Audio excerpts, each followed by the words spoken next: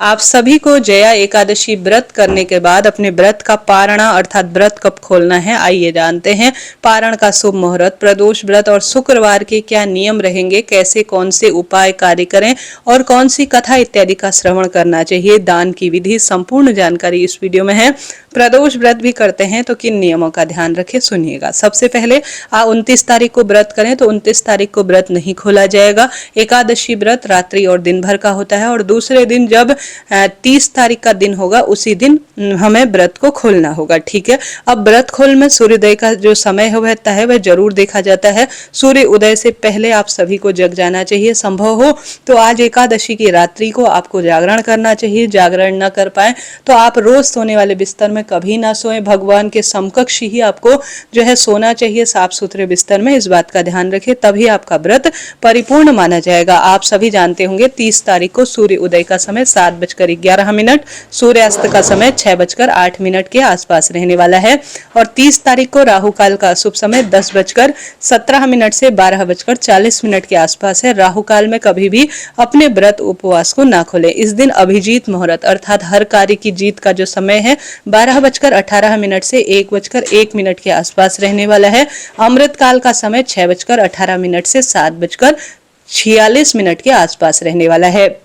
जैसे कि इस दिन आद्रा नक्षत्र है 30 तारीख को, जो कि महादेव का ही एक स्वरूप माना जाता है और पुनर्वसु नक्षत्र इस दिन है, जो कि इस दिन को बहुत श्रेष्ठ बना रहा है।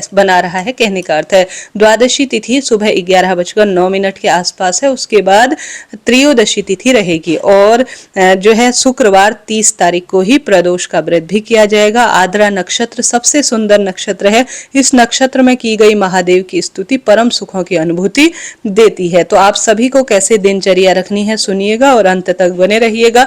इस दिन जो चर का चौघड़िया, लाभ का चौघड़िया है वह सुबह सुबह ही मिल जा रहा है। तो इस लाभ और चर के चौघड़िया में अगर अपना व्रत खोल लेते हैं या कोई दान पुण्य करते हैं, कोई पूजा उपवास करते हैं तो यह और समय की अपेक्षा बहुत सुंदर फल देगा। लाभ का चौघड़िया 9:33 से 9:55 के आसपास है। चर का चौघड़िया 7:11 से 8:33 के आसपास हो रहा है। सबसे पहले दिन की शुरुआत आप गंगाजल मिश्रित जल से स्नान से करें। ओम नमो भगवते वासुदेवाय इस महामंत्र का जाप करते हुए आप सुंदर लाल या पीले रंग के वस्त्र पहने, क्योंकि महालक्ष्मी का दिन है और महादेव का दिन है। उसके बाद सूर्य नारायण भगवान को जल चढ़ाएं और साथ के साथ आप सभी को इस दिन सुबह उठकर 2 काम जरूर करने हैं। एक तो बेलपत्र वृक्ष की जड़ में और तुलसी की जड़ में कच्चा दूध संचन करना है, ताकि संतान के सौभाग्य और पति बच्चों की आयु में वृद्धि हो और धन की कमी कभी जीवन में ना आए। आप पीपल और वृक्ष भी सींचते हैं तो अति उत्तम होता है, नहीं तो पर्याप्त रहेगा कि आप तुलसी और बेलपत्र वृक्ष का सिंचन करें। दोनों वृक्ष की जड़ में आप जल इत्यादि समर्पित कर दीप दान करें और 5 या 7 परिक्रमा लगाएं और सुंदर भाव सच्चे मन से वहीं पर बैठकर आप कोई कथा इत्यादि श्रवण करते हैं या कोई मंत्र जाप करते हैं तो उत्तम अनुभूति उसकी कही गई है। इसके साथ ही आप सभी को अब अपने घर की रसोई में बनाने चाहिए एकादशी व्रत पारण में चावल कोई से भी, मीठे चावल या नमकीन चावल कैसे भी आप बना सकते हैं, परंतु चावल द्वादशी पर दान भी करने चाहिए और भोजन रूप में भी इन्हें प्रयोग करना चाहिए। तो चावल आप अपने पास बनाकर रखें। साथ के साथ घर के दरवाजे पर हल्दी का 1 चुटकी हल्दी डालकर गोल बत्ती का घी का दीपक लगाएं। घर के दरवाजे पर हल्दी मिश्रित जल का छिड़काव करें। घर पर नमक युक्त पोछा इत्यादि लगाकर सुंदर भाव सच्चे मन से भगवान का नाम जाप करते हुए शंख में कच्चा दूध और गंगाजल भरकर तुलसी पत्र रखकर आप सभी को श्री नारायण के विग्रह स्वरूप को स्नान कराना चाहिए।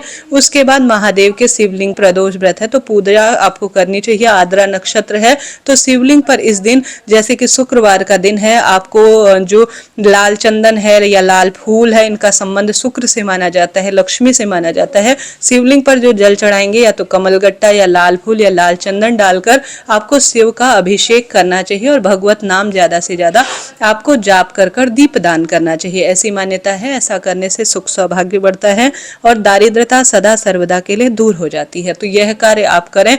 उसके बाद आप सभी को भगवान का ध्यान स्मरण करते हुए कहना चाहिए, जब आपके घर के मंदिर में महादेव श्री नारायण की आप पूजा कर ले, तुलसी की लकड़ी का दीप प्रज्वलित कर ले, तो आपको कहना चाहिए कि हे श्री नारायण, हे महादेव, मैं अब अपना जो एकादशी का व्रत है उसे पूर्ण कर व्रत पारण करने जा रही हूँ।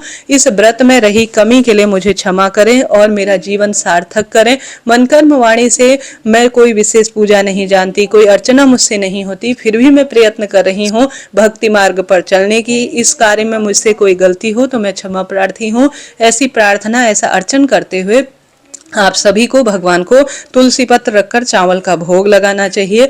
घर के जो छोटे मोटे कार्य हैं वह कर लीजिए और संभव हो तो पंडित जी को भोजन के लिए आमंत्रित करें। भोजन के लिए आमंत्रित नहीं कर सकते तो व्रत खोलने से पहले एक समय का भोजन जिसमें आटा, दाल, चावल और कोई भी वस्त्र, सर्दी है तो गर्म वस्तु इत्यादि का दान, तिल इत्यादि का दान करते हैं तो उत्तम ही माना जाता है। नहीं तो जो है जैसा है उसी स्वरूप में आप जो दान की सामग्री है, जिसे सीधा कहा जाता है, उसे निकालकर घर के मंदिर या घर की रसोई में आप सूखे स्वरूप में सीधा निकालकर दान के लिए दे दीजिएगा। ठीक है, उसके बाद आपको व्रत को खोलना चाहिए। अब इस बार व्रत खोलने का समय क्या हो रहा है? षटतिला एकादशी व्रत पारण का जो समय है वह 30 जनवरी 2026 की सुबह 7:11 से 9 बजे तक अपने व्रत को खोल लेना सबसे उत्तम रहेगा। देखिए, सूर्य उदय के बाद आप कभी भी व्रत खोल सकते हैं, परंतु आपको इस बात का ध्यान रखना चाहिए कि सूर्य थोड़ा सा उग जाए, उसके बाद ही 7:11 के बाद से 9 बजे तक अपने व्रत को खोल लेना ही सबसे उत्तम और श्रेष्ठ माना जाएगा।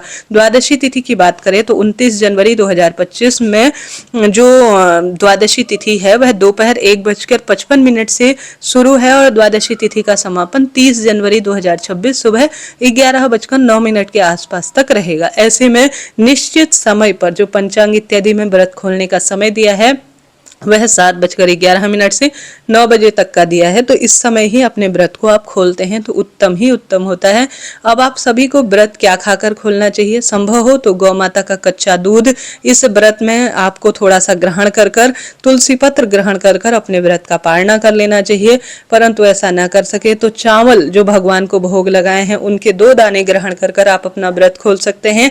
2-4 दाने तिल के दाने या चने से भी कोई कोई व्रत खोलते हैं। तो इस तरह से आपको अपने व्रत को खोल लेना चाहिए। इसके बाद जो भक्त प्रदोष का भी व्रत करते हैं तो वह चावल ग्रहण नहीं करेंगे, वह जो है तिल ग्रहण नहीं करेंगे, वह सिर्फ फल को थोड़ा सा एक टुकड़ा जो भगवान को भोग लगाया है, एकादशी व्रत पूर्ण हुआ ऐसी प्रार्थना करके हुए अब जो है प्रदोष व्रत का संकल्प ले लेंगे। तो चावल इत्यादि नहीं खाया जाएगा, फलाहार ही 2 दिन प्रयोग में लेना होगा, एक तो एकादशी के दिन, एक प्रदोष व्रत के दिन। ठीक है जी, तो इस तरह से आप सभी को इस व्रत को करना चाहिए और यही सर्वश्रेष्ठ नियम के तहत आता है। अब एकादशी के बाद दूसरे दिन जो है तुलसी माता की कथा सुनी जाती है। तो तुलसी माता इस तरह से कथा कहती हैं।